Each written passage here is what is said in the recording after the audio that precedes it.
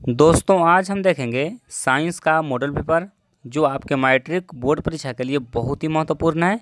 और दोस्तों इसमें हम लोग 80 वीवीआई ऑब्जेक्टिव क्वेश्चन देखेंगे और साथ में हम लोग सब्जेक्टिव प्रश्न भी इस मॉडल पेपर का हम लोग देखने वाले हैं। तो आप लोग इस वीडियो को शुरू से अंत तक जरूर देखें, आपको काफ़ी फायदा होगा। तो चलिए हम लोग पहला क्वेश्चन से वीडियो को स्टार्ट करते हैं। जल्दी से वीडियो को लाइक कीजिए और चैनल पर नए हैं तो चैनल को भी सब्सक्राइब कर लीजिए। तो देखिए पहला प्रश्न कहता है कि भारत में उत्पादित प्रत्यावर्ती विद्युत धारा की आवृत्ति है, यानी कि भारत में जो उत्पादित होता है एसी करंट उसका आवृत्ति कितना होता है। तो दोस्तों उसका आवृत्ति होता है 50 हर्ट्ज, यानी कि हमारा उत्तर क्या हो जाएगा, ऑप्शन ए हो जाएगा। चलिए उसके बाद देखते हैं दूसरा प्रश्न। देखिए कहता है कि जब सूर्य का प्रकाश वायुमंडल से गुजरता है तो वायु के सूक्ष्म कण किस रंग के प्रकाश को अधिक प्रबलता से प्रकीर्णित करता है। यानी कि जब सूर्य का प्रकाश वायुमंडल से गुजरता है तो कहता है कि वायु का जो सूक्ष्म कण होता है वह किस रंग को अधिक प्रबलता से प्रकीर्णित करता है, यानी कि कौन सा रंग अधिक प्रकीर्णित होता है। तो दोस्तों यहाँ पर हमारा उत्तर हो जाएगा नीला रंग। चलिए उसके बाद देखते हैं अगला प्रश्न। देखिए कहता है कि निम्नलिखित में से कौन उत्तल दर्पण की फोकस दूरी है जिसकी वक्रता त्रिज्या 32 सेंटीमीटर है। दोस्तों आपको बताना है कि कौन उत्तल दर्पण की फोकस दूरी है जिसकी जो वक्रता त्रिज्या है वो 32 सेंटीमीटर है। तो देखिए यहाँ पर आपको दिया है उत्तल दर्पण। तो दोस्तों उत्तल दर्पण की फोकस दूरी होता है वो धनात्मक होता है, यानी कि प्लस में होता है। और आपको दिया हुआ है वक्रता त्रिज्या कितना दिया हुआ है 32 सेंटीमीटर, और वक्रता त्रिज्या का आधा होता है फोकस दूरी, यानी कि 32 का आधा कितना हो जाएगा 16 हो जाएगा, यानी कि 16 सेंटीमीटर हो जाएगा क्या चीज़, फोकस दूरी हो जाएगा प्लस में। तो हमारा उत्तर क्या है, ऑप्शन सी हो जाएगा। चलिए उसके बाद देखिए चौथा प्रश्न ध्यान दीजिए। कहता है कि यदि किसी बीम का प्रतिबिंब, यानी कि कोई भी वस्तु का प्रतिबिंब का आवर्धन ऋणात्मक है, यानी कि कोई भी बीम का यानी कि वस्तु का जो प्रतिबिंब है उसका आवर्धन कैसा है तो ऋणात्मक है। तो कहता है कि उस प्रतिबिंब का प्रकृति कैसा होगा, यानी कि वो जो प्रतिबिंब होगा वो कैसा होगा, तो प्रतिबिंब होगा वो वास्तविक और उल्टा होगा। यानी अगर आपको आवर्धन ऋणात्मक मिले तो जो वस्तु का प्रतिबिंब होगा वो कैसा होगा, वास्तविक और उल्टा होगा। चलिए उसके बाद देखते हैं पांचवा प्रश्न। देखिए कहता है कि गोलीय दर्पण के परावर्तक पृष्ठ की वृत्ताकार सीमा रेखा का व्यास कहलाता है। दोस्तों गोलीय दर्पण की परावर्तक पृष्ठ की वृत्ताकार सीमा रेखा का व्यास कहलाता है, क्या कहलाता है, तो गोलीय दर्पण का द्वारक कहलाता है, यानी कि ऑप्शन डी हमारा बिल्कुल सही आंसर होगा। चलिए उसके बाद देखते हैं अगला प्रश्न। देखिए 6 नंबर सवाल मोस्ट इंपोर्टेंट है। देखिए कहता है कि नेत्र में प्रवेश करने वाला प्रकाश किरणों का अधिकांश अपवर्तन होता है। दोस्तों कहता है कि नेत्र में प्रवेश करने वाली प्रकाश किरणों का अधिकांश परिवर्तन होता है। तो देखिए आपको ऑप्शन दिया हुआ ए में नेत्रोद अंतर पृष्ठ पर, बी दिया हुआ है अभिनेत्र के अंतर पृष्ठ पर, उसके अस्सी है कॉर्निया के बाहरी पृष्ठ पर, और डी है इनमें से कोई नहीं। तो दोस्तों इस प्रश्न को हम बहुत बार बता चुके हैं, तो जल्दी से बताइए कि इसका सही आंसर क्या होगा। दोस्तों प्रश्न थोड़ा सा मुश्किल है तो इसका उत्तर आपको खुद से देना होगा। आप लोग वीडियो को थोड़ा सा रोक लीजिए और बताइए कि 6 नंबर का सही उत्तर क्या है। दोस्तों आपको सही उत्तर बताना है कि इसका सही आंसर क्या होगा। चलिए उसके बाद देखते हैं अगला प्रश्न। देखिए 7 नंबर सवाल, ये भी मोस्ट इंपोर्टेंट है। देखिए कहता है कि नरौरा नाभिकीय विद्युत संयंत्र किस राज्य में स्थित है। दोस्तों नरौरा कहाँ है, तो नरौरा है वो यूपी में है, यानी कि उत्तर प्रदेश में है। चलिए उसके बाद देखते हैं अगला प्रश्न। देखिए कहता है कि निम्नलिखित में से कौन सा बूझा हुआ चूना है। दोस्तों बूझा हुआ चूना कौन है, यानी कि जब चूना में हम लोग पानी मिला देते हैं तो वह कैसा हो जाता है, बूझा हुआ चूना हो जाता है। और बूझा हुआ चूना का जो फॉर्मूला होता है वो होता है CaCO3। क्या होता है, CaCO3, यानी कि ऑप्शन सी हमारा बिल्कुल सही आंसर है। चलिए उसके बाद देखिए 9वां सवाल। 9वां सवाल थोड़ा सा इंपॉर्टेंट है तो इसलिए आपको इसको ध्यान से समझना होगा। देखिए यहाँ पर जिंक है वो CuSO4 यानी कि कॉपर सल्फेट से अभिक्रिया करके क्या बना रहा है, ZnSO4 बना रहा है और कॉपर बना रहा है।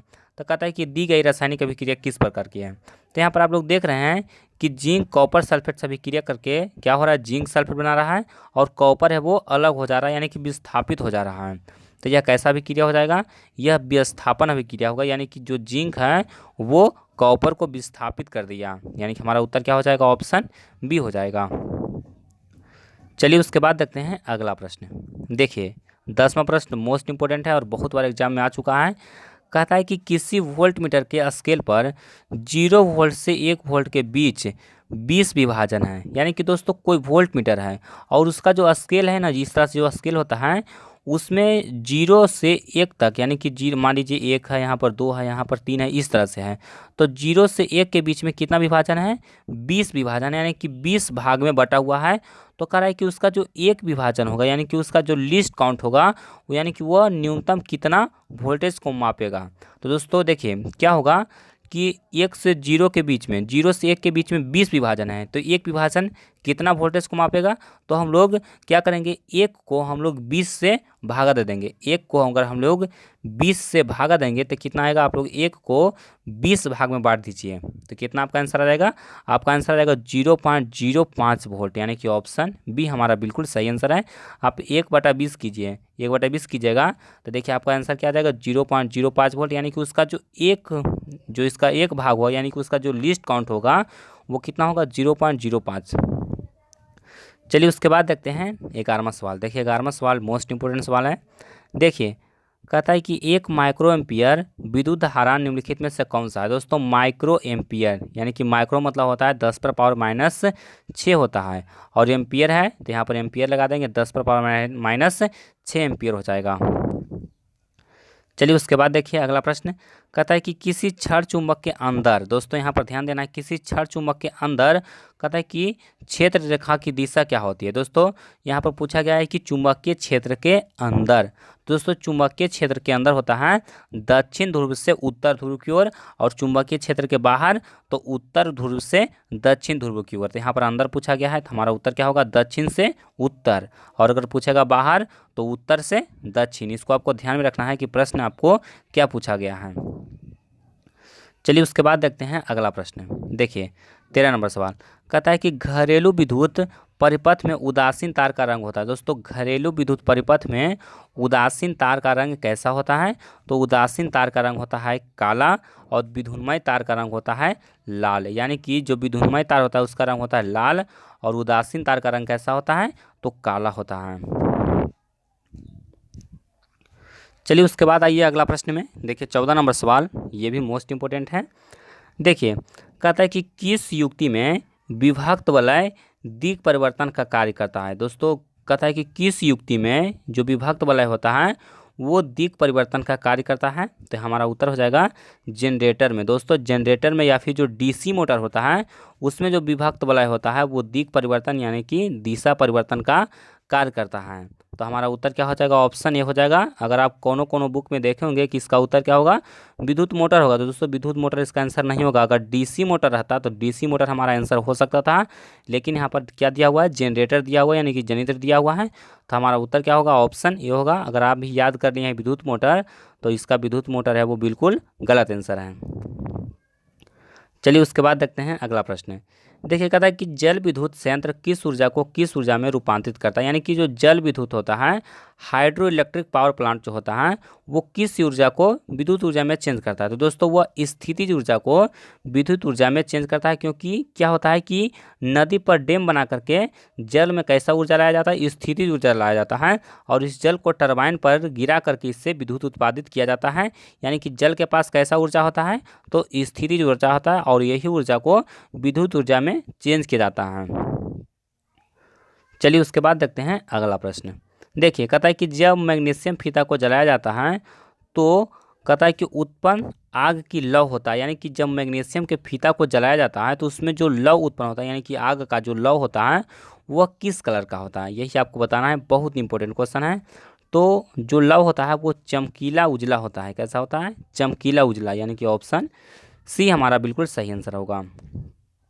चलिए उसके बाद देखिए 17 नंबर सवाल। क्वेश्चन थोड़ा सा बड़ा है लेकिन बहुत आसान है। देखिए कहता है कि जब एक कांच की प्रणाली में कहता है कि लिए गए विलयन एक कहता है कि लोटे की कील, सॉरी यहाँ पर क्या होगा? लोहे की कील, यहाँ पर एक लोहे की कील को डुबाया जाता है। कहता है कि आधे घंटे के बाद यह देखा गया कि विलयन परिवर्तित हो चुका है। उस प्रणाली में क्या है? दोस्तों यहाँ पर लोहा का कील होगा, यहाँ पर थोड़ा सा टाइपिंग में मिस्टेक हो गया है। पब्लिकेशन के द्वारा। तो यहाँ पर आप लोग सुधार लीजिएगा, यहाँ पर लोहे की कील होगा। तो कहता है कि जब परखनली में कोई विलियन है उसमें लोहा की कील अगर डाल लेंगे तो क्या होता है कि उस विलियन का रंग होता है वो चेंज हो जाता है। तो उस विलियन में क्या होता है, तो वह जो विलियन है वो कॉपर सल्फेट है। दोस्तों कॉपर सल्फेट में जब हम लोग लोहे की कील डालेंगे तो इस विलियन का रंग हो जाएगा वो चेंज हो जाएगा, क्योंकि उसमें से कॉपर है वो क्या होगा, विस्थापित हो जाएगा और वहाँ पर फेरस सल्फेट का निर्माण हो जाएगा। चलिए उसके बाद देखते हैं अगला प्रश्न। देखिए 18वां सवाल, ये भी मोस्ट इंपॉर्टेंट है।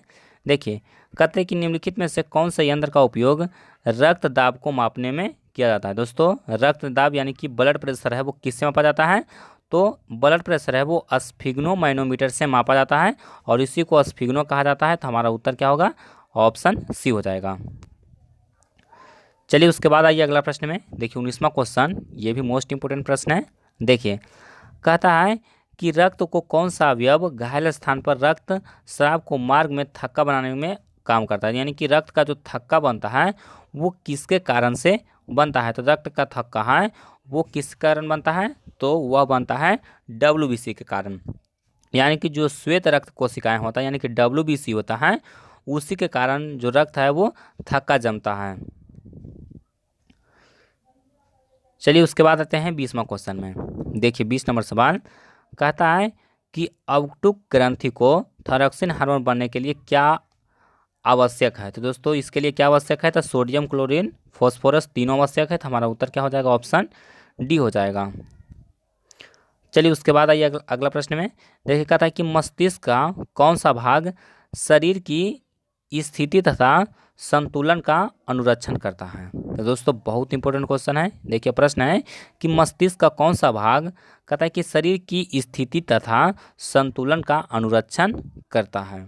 दोस्तों इसका जो सही उत्तर होगा वो हो जाएगा अनुमस्तिष्क, यानी कि ऑप्शन सी हमारा बिल्कुल सही आंसर है। जो अनुमस्तिष्क होता है वो शरीर की स्थिति तथा संतुलन का अनुरक्षण करता है। चलिए उसके बाद देखिए कहता है कि पादप हार्मोन साइटोकाइनिन सहायक है। दोस्तों जो साइटोकाइनिन होता है वो किसके लिए सहायक होता है, तो जो पौधे की लंबाई में वृद्धि, फिर तने की वृद्धि, फिर जो प्रकाश है वो जो पादप है वो प्रकाश की ओर वृद्धि करता है, ये सब के लिए साइटोकाइनिन आवश्यक है। तो देखिए आप लोग तीनों ऑप्शन पढ़िए, तीनों ऑप्शन हमारा सही आंसर हो जाएगा, यानी कि ऑप्शन डी हमारा बहुत बिल्कुल सही आंसर है। इनमें सभी साइटोकाइनिन है वो लंबाई में वृद्धि के लिए भी आवश्यक है, फिर तने की वृद्धि के लिए भी आवश्यक है, और प्रकाश की ओर जो पेड़ पौधा मुड़ता है इसके लिए भी साइटोकाइनिन है वो आवश्यक है। चलिए उसके बाद देखिए कहता है कि कोई विलियन नीले लिटमस पत्र को लाल कर देता है, इस विलियन का संभवता होगा, यानी कि इसका पीएच संभवता कितना होगा। तो देखिए नीला लिटमस को क्या करता है, लाल करता है, यानी कि वह क्या है, अम्ल है, और अम्ल का पीएच मान होता है वो 7 से कम होता है, यानी कि हमारा उत्तर क्या हो जाएगा, ऑप्शन ए हो जाएगा 5। चलिए उसके बाद देखिए कहता है कि ऑक्जेलिक अम्ल का प्राकृतिक स्रोत निम्नलिखित में से कौन है, यानी कि ऑक्जेलिक एसिड का जो प्राकृतिक स्रोत है वो कौन सा है, तो ऑक्जेलिक एसिड हम लोग टमाटर से प्राप्त करते हैं। चलिए उसके बाद देखिए कहता है कि निम्नलिखित में से कौन सबसे अधिक अभिक्रियाशील धातु है। दोस्तों आपको बताना है कि सबसे अधिक अभिक्रियाशील धातु कौन है। तो देखिए सबसे ज़्यादा अभिक्रियाशील होता है पोटेशियम होता है, उसके बाद होता है सोडियम। तो देखिए पोटेशियम को हम लोग के से डिनोट करते हैं, यानी कि हमारा उत्तर क्या हो जाएगा, ऑप्शन डी हो जाएगा। अगर पोटेशियम नहीं रहेगा तो यहाँ पर हमारा उत्तर क्या हो जाता है, सोडियम हो जाता है, यानी कि पोटेशियम के बाद कौन है, सोडियम है। चलिए उसके बाद देखिए कहता है कि एक्वारेजिया यानी कि जो रॉयल जल होता है इसी को अम्लराज कहा जाता है। तो दोस्तों एक्वारेजिया में शांत हाइड्रोक्लोरिक अम्ल और नाइट्रिक अम्ल का जो ताज़ा मिश्रण होता है वो किस अनुपात में होता है, यही आपको बताना है।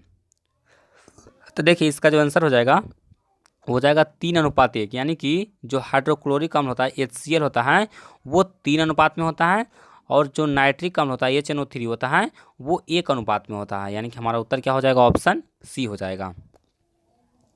उसके बाद देखिए कहता है कि COH, दोस्तों ये क्या लिखा हुआ है, CHO या फिर COH इसको कह सकते हैं। कहता है कि प्रकार्यात्मक समूह निम्नलिखित में से कौन सा है। दोस्तों जो COH है इसका प्रकार्यात्मक समूह किसका है, यही आपको बताना है। तो यहाँ पर हमारा उत्तर हो जाएगा वो हो जाएगा ऑप्शन डी हो जाएगा, एल्डिहाइड का। CHO किसका है, तो एल्डिहाइड का है। उसके बाद आइए अगला प्रश्न में।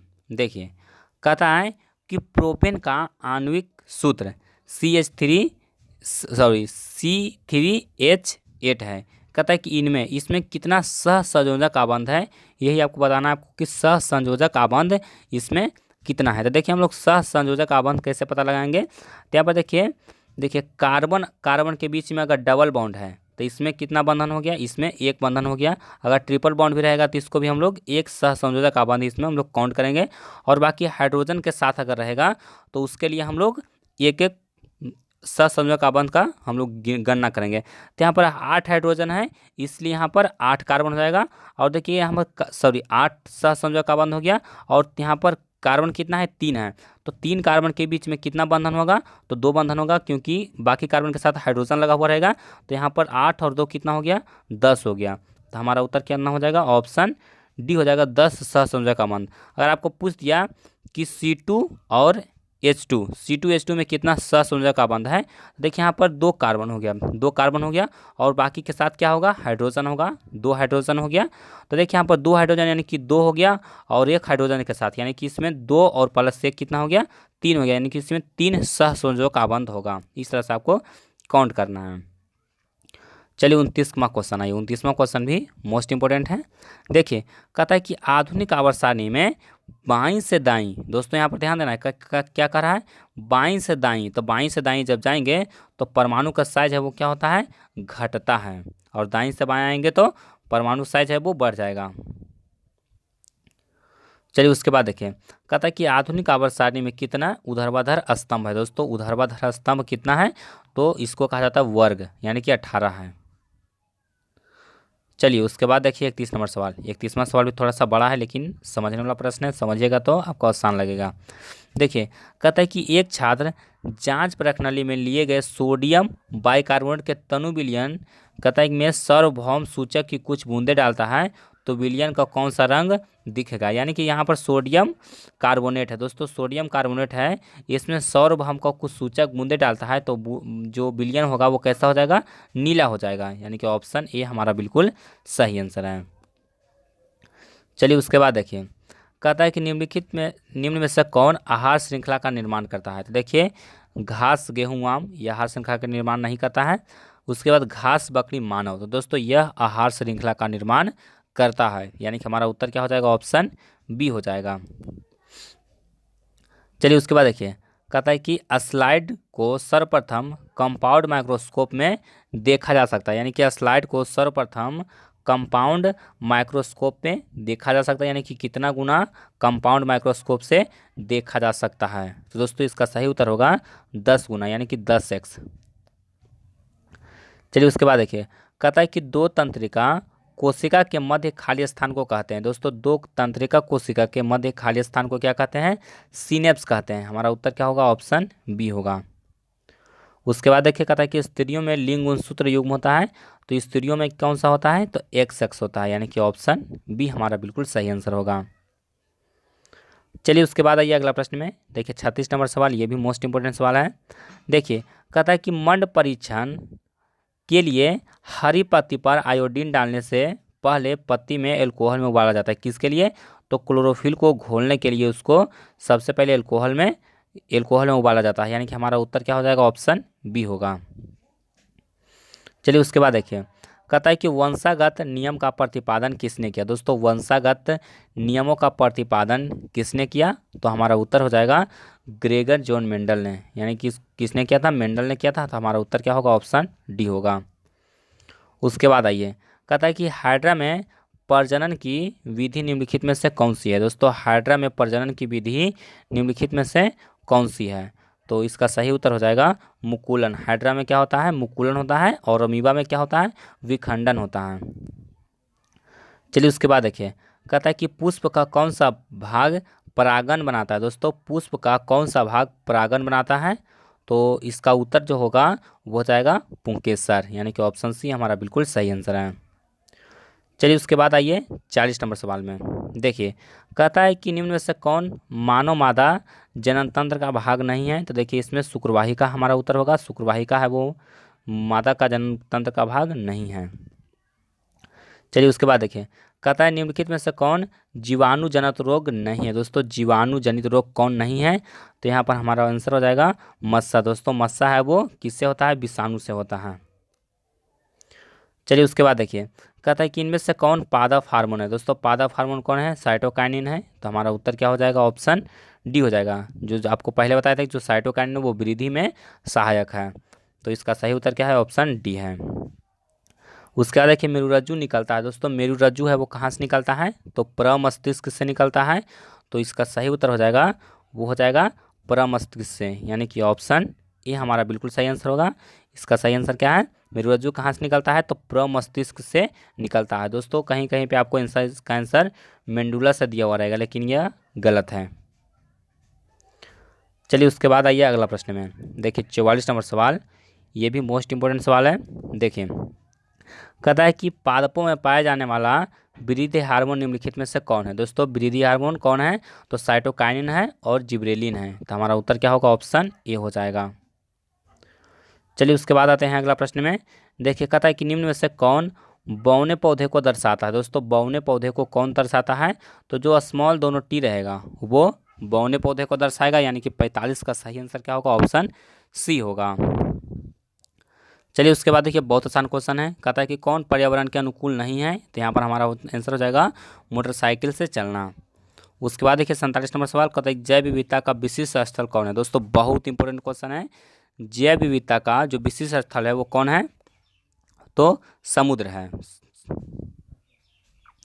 चलिए उसके बाद देखिए, कहता है कि सुरंगम किस राज्य की जल संग्रहण व्यवस्था है। दोस्तों सुरंगम किस राज्य की जल संग्रहण व्यवस्था है, तो केरल का है। उसके बाद देखिए विद्युत शक्ति का ये सही मात्रक होता है। दोस्तों विद्युत शक्ति का ये सही मात्रक क्या होता है, वाट होता है। उसके बाद देखिए अगला प्रश्न, विभवांतर मापने वाले यंत्र को कहा जाता है, वोल्ट मीटर कहा जाता है। उसके बाद देखिए कहता है कि प्रतिरोध का ये सही मात्रक है, तो प्रतिरोध का ये सही मात्रक होता है ओम। उसके बाद देखिए कहता है कि 1 HP यानी कि एक अश्व शक्ति बराबर होता है, तो 746 वाट के बराबर होता है। उसके बाद देखिए विभवांतर का ऐसा मात्रक होता है, तो विभवांतर का ऐसा मात्रक होता है वोल्ट। उसके बाद देखिए अगला प्रश्न बहुत आसान है, धारा मापने में किसका उपयोग होता है, तो धारा मापने में ए मीटर का प्रयोग होता है, यानी कि ऑप्शन ए हमारा बिल्कुल सही आंसर है। उसके बाद देखिए एम मीटर को परिपथ में कैसे जोड़ा जाता है। दोस्तों ए मीटर को कैसे जोड़ा जाता है, तो ए मीटर को श्रेणी क्रम में जोड़ा जाता है और वोल्ट मीटर को समांतर क्रम यानी कि पार्श्वबद्ध में जोड़ा जाता है। चलिए उसके बाद देखिए आवेश का एसआई मात्रक क्या होता है, तो आवेश का एसआई मात्रक होता है कूलम। उसके बाद देखिए 1 वोल्ट कहलाता है, तो 1 जूल पर सेकेंड। 1 वोल्ट बराबर क्या होता है, 1 जूल पर सेकेंड, यानी कि हमारा उत्तर क्या होगा, ऑप्शन ए हो जाएगा। उसके बाद देखिए अगला प्रश्न कहता है कि विद्युत बल्ब का फिलामेंट बना होता है, तो टंगस्टन का बना होता है, यानी कि ऑप्शन ए हमारा बिल्कुल सही आंसर है। उसके बाद देखिए कहता है कि जब किसी चालक तार से विद्युत धारा प्रवाहित होती है तो गतिशील कौन होते हैं, तो उसमें इलेक्ट्रॉन गतिशील होते हैं। यानी कि जब चालक में विद्युत धारा प्रवाहित होता है तो उसमें क्या गतिशील होता है, तो इलेक्ट्रॉन गतिशील होता है।